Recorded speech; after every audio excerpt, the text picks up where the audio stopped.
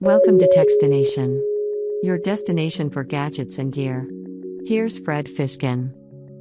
Another milestone for Jetson with the delivery of a personal eVTOL in Europe. The significance?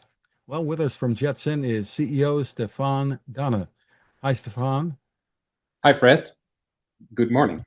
Good morning. A pleasure to meet you. Let's start out with some background about the company, first of all, and what it does and how you got started in this.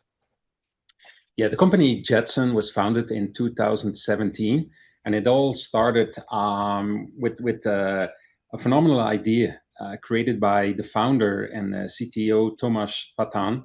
He's from Poland, and he came up with the idea to develop a flying personal vehicle.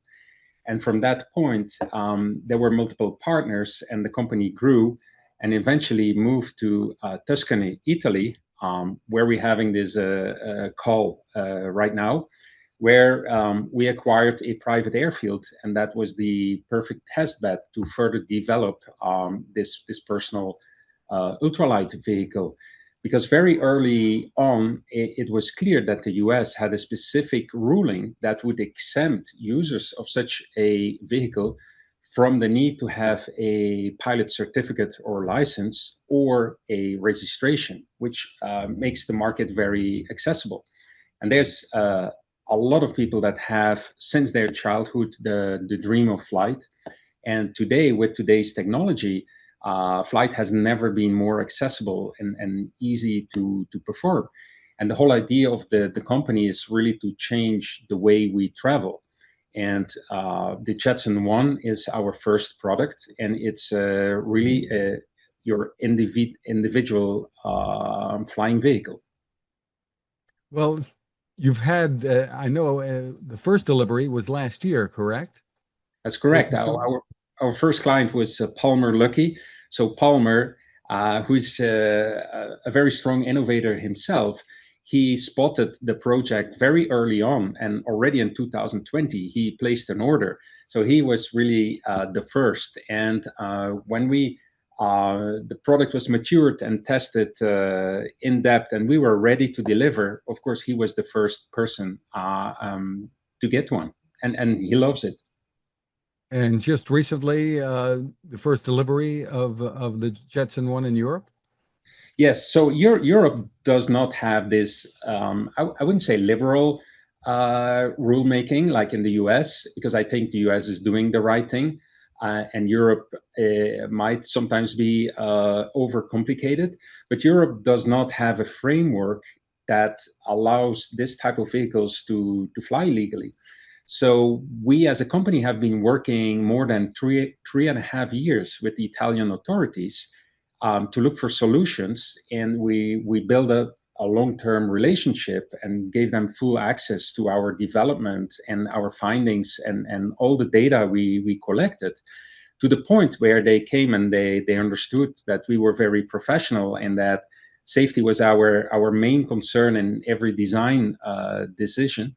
And just recently they honored us with a first identification of the Jetson One to be legally flown within Italy, which is part of Europe. So that's really a first. And then the week after, we of course made an Italian client very happy that from now he could fly, because as a company, of course, our engineers and test pilots, including myself, we already could fly in Italy. We were already granted it's called an experimental approval. So our engineers could really develop it, but that was not valid for like clients or non-Jetson employees.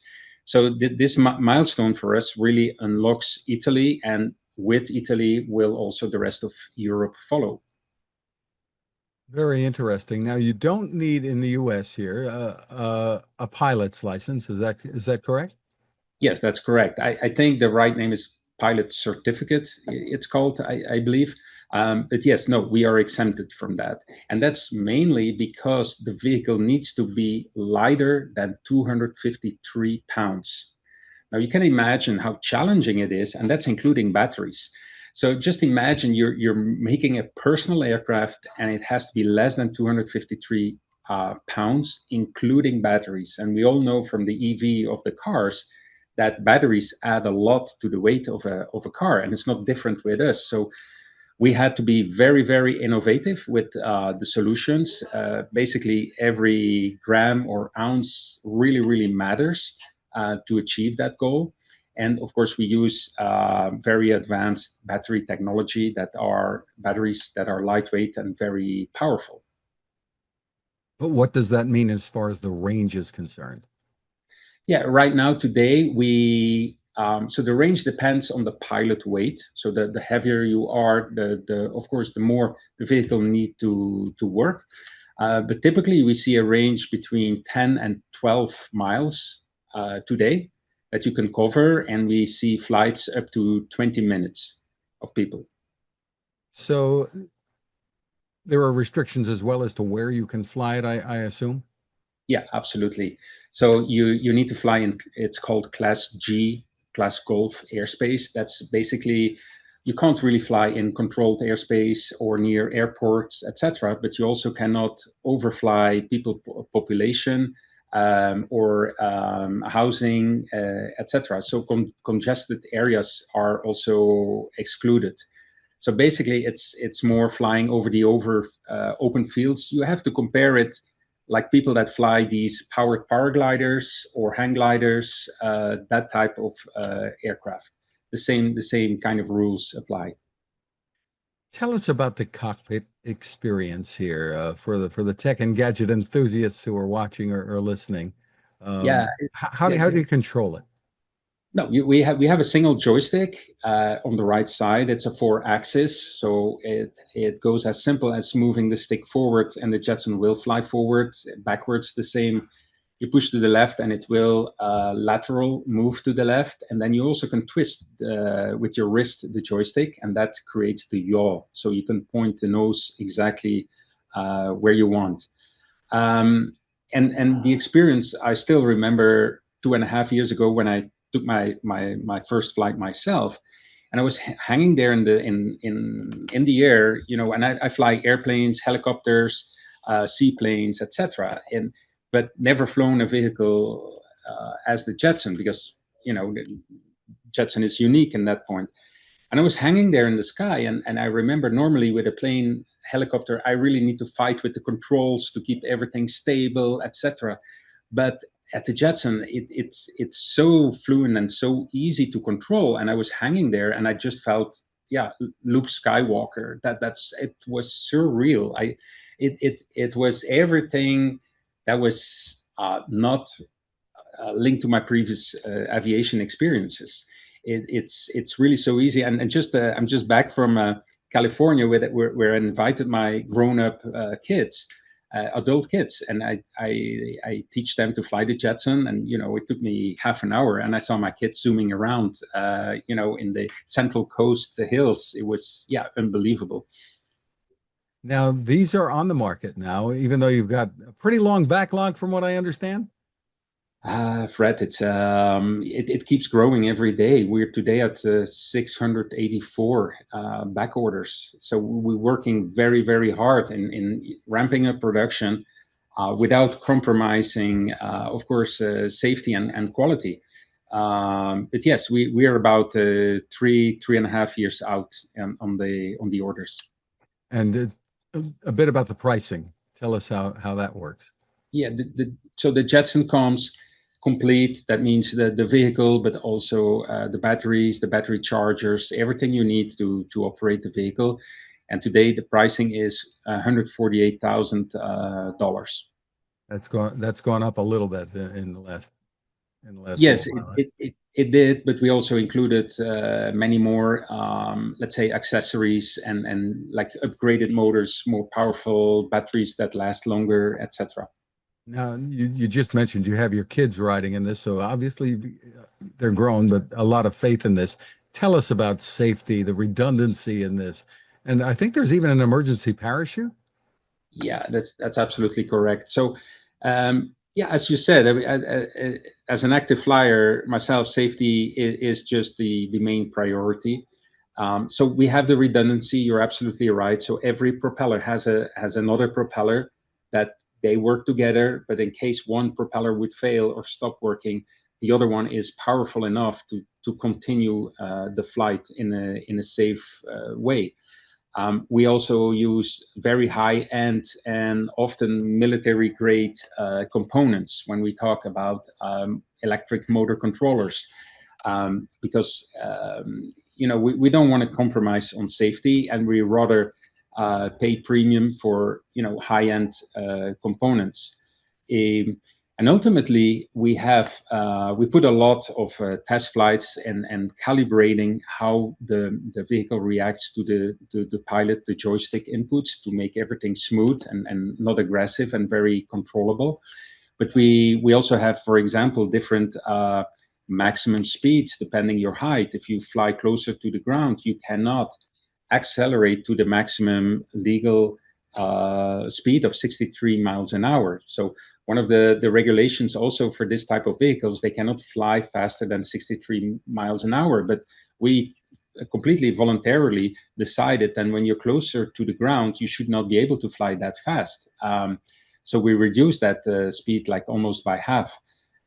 It's all coming from our safety ideas. And then ultimately, we went on the market trying to identify a suitable airframe parachute. That means anything happens, there's going to be a parachute that is propelled out of the vehicle, and the whole vehicle, including the pilot, will be suspended under this parachute.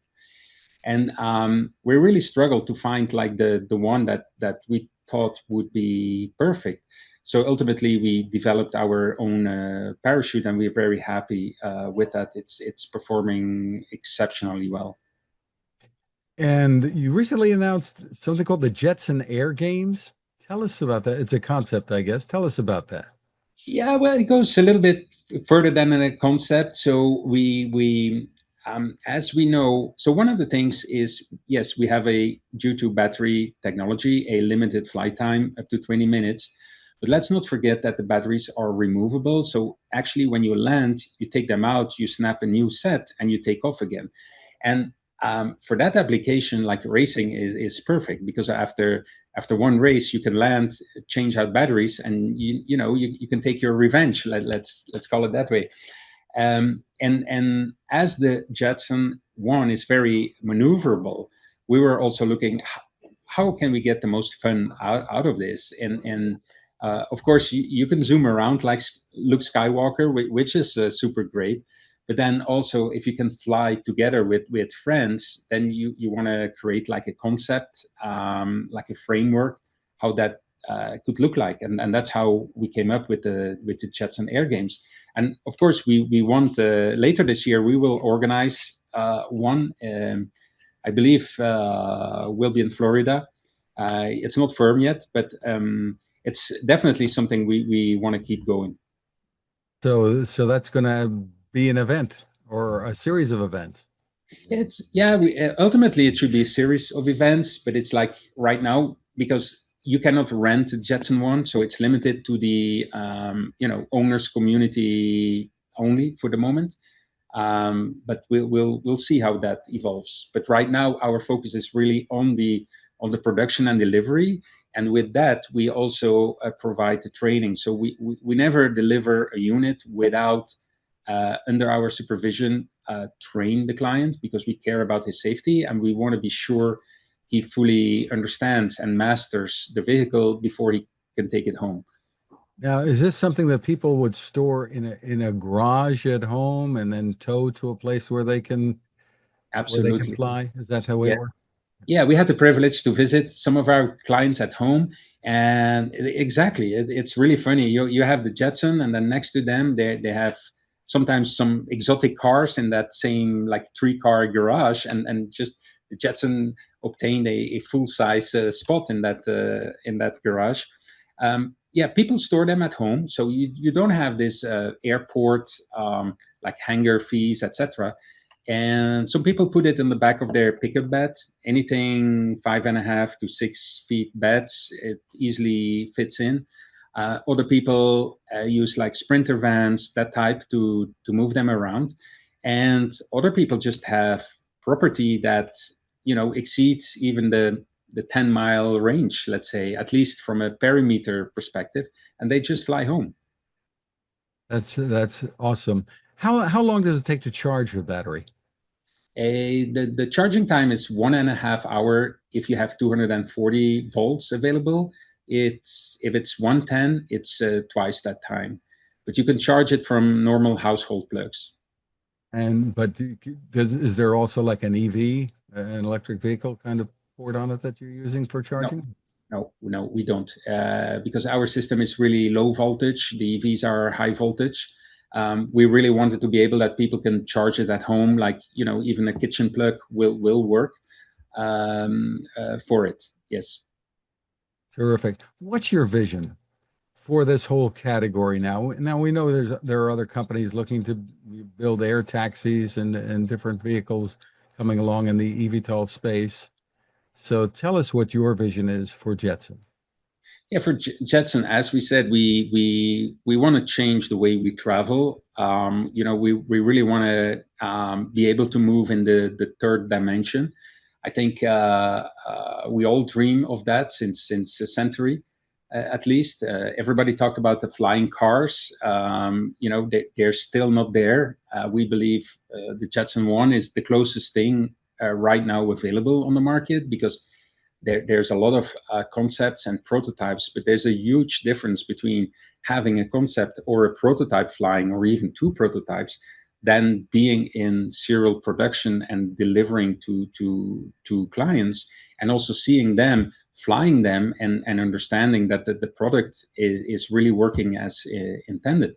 But of course, we have a roadmap, and it's not really a secret, but it's logic that after the Jetson One, at some time there will be a Jetson Two. I mean, we are looking in how we can create a bigger vehicle. But super important here is that once we move on from the Jetson One, we no longer can operate in this very liberal space we are today. So that means that operators, or let's say the pilots, will require pilot certificates. The vehicles will have to be certified to certain standards. And all this, of course, will have an impact on the pricing, because still one of the big things on the Jetson One is it's relatively affordability for it. And that's really because it can operate within this specific class today. But yeah, it's at one day we want to become the Tesla of the skies. And you envision people owning flying cars, more or less, I guess is the way we put it, to go where they want to go. Yes, absolutely. And yes, so our model is really not on rent or ride share, etc. Our vision is really people owning the vehicle and having it at home, and like you said, to visit their brother or friend in the neighborhood. But today, as we still have these restrictions, like you cannot fly in cities and over congested areas, etc. But as our clients are flying, we are collecting so much data. At some point, this will be very useful to talk with the FAA and the rule makers to show because they also care about safety. That's what drives their decisions. So that helps us to create the credibility required for in the future find openings to change the rulemaking so people could fly from their homes, for example. But that required a lot of, let's say, exceptions and permits. But if you look at our YouTube channels, we have this famous Mr. Beast video we did with them, and they're really Mr. Beast really took off from a home, and then Tomas flew off with the Jetson, and it was a race who gets there first. And of course, the Jetson won because we can fly directly. But that's the whole idea. That video was specifically done to give people an idea how the future could look like. Terrific. And I assume you mentioned Tesla, that these vehicles are going to pretty much fly themselves when we get to this stage. Absolutely. So the long term is you get in and you just take your phone, or maybe at that age, we don't have phones anymore. It's the smart glasses or another interface, and you just say, hey, get me to my brother Donald, and you get in and it takes off and gets you there. Yeah. How far off do you think that kind of scenario is? That's I think again that we are more limited to the rulemaking, because the tech itself, I mean, if we would get clearance to do that, I think under a year we can do this. Together with how far AI is already, I'm just more thinking about the interface to get the command out, and then have our flight computer understand the intent of what the owner wants to do. But the rest of the technology it's there. And for people who might worry about safety still, what are your thoughts about comparing this to road travel? Well, in terms of safety. Yeah, okay. I think, of course, they are a lot less in the air.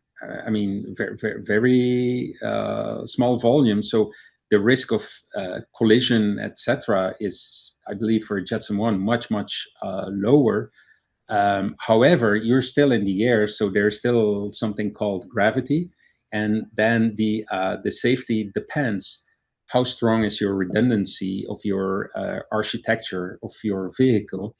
But as you see, airliners still today, they outperform road traffic by a huge number when it comes to safety. They always get to the news because if something happens, almost always a lot of people are involved. But if you purely see statistically, and I challenge you just to open the website Flight Radar 24 and look how many aircraft they're constantly in the air with the amount of people on board, and compare that to the traffic accidents, then aviation still outperforms the road going transport. Sure. For more info, and if people want to join that long line of potential buyers, where should they go? You just go to jetson.com. So we have a very simple URL, and on the website there's just a button order, and it takes a $8,000 deposit, and automatically you're up on the list, and I'll send you a thank you email, and then keep you informed on the status. And we have quarterly newsletters and keeping the people updated on our status. And as moving forward, we also going to try to organize more public events that people really can meet us and see the Jetsons in action in flight, because once you see it, it's really impressive. Terrific. Congratulations on all of the work there. Stephan D'haene, thank you so much for spending time with us. My pleasure. Thank you, Fred. Thank you for watching or listening. Don't forget to subscribe. And for more, you can find us at Techstination.com. The Haven 10,000 lantern is a smartly designed, beautiful solar light that you will love indoors or out. It is waterproof with up to 1,200 lumens of brightness. That's a lot of light. And the base becomes a flashlight at the push of a button. The power comes from a built-in lithium-ion battery recharged by the sun. The solar panel is built in, or USB-C. The battery can even recharge your phone. Did we mention how durable it is? How it folds down and can run for up to 120 hours on a charge? But the real power of the Haven Lantern comes from the people behind it and their mission to provide this quality lighting to those in the world who need it most, including in disaster emergencies. Your purchase helps to fund those efforts, and if you use the code Techstination20, you'll get it at a 20% discount. That's Techstination20 at havenlantern.com. Create your haven.